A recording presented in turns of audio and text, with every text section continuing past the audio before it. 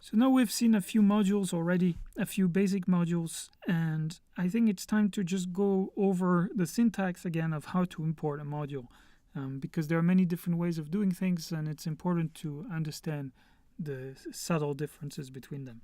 So it's called module namespaces because this has to do with namespaces. So this is the method we've seen so far.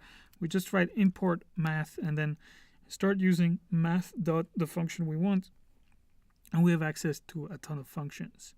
Okay, so for instance, if we wanted to use the OS module, we could import OS and then print os.name, and POSIX is supposed to mean that this is a Unix-based system. I'm using my Mac OS 10. Okay, so I also get access, thanks to this, to some parts of OS, so I can use os.path, which is a submodule, and then call the function join in the submodule.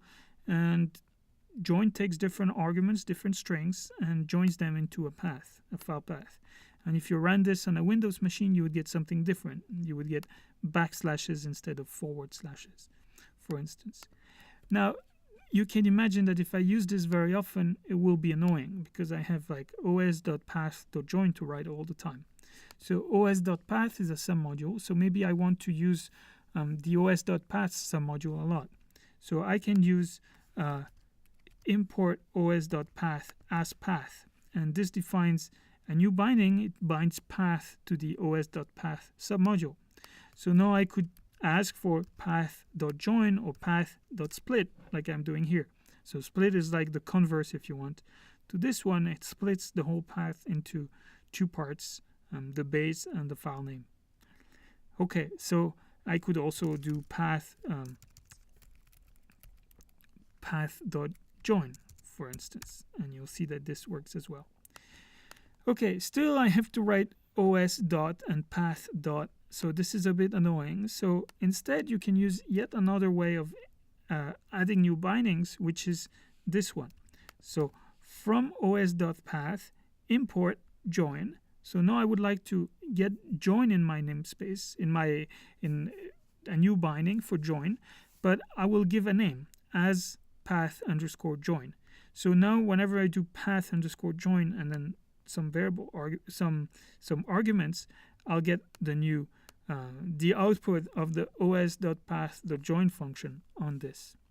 Okay, and if I didn't use as, I could as well. So now I have join in that is recognized and that I can use. So I can do this, and this is valid. So the as really tells Python what name to use to bind to join.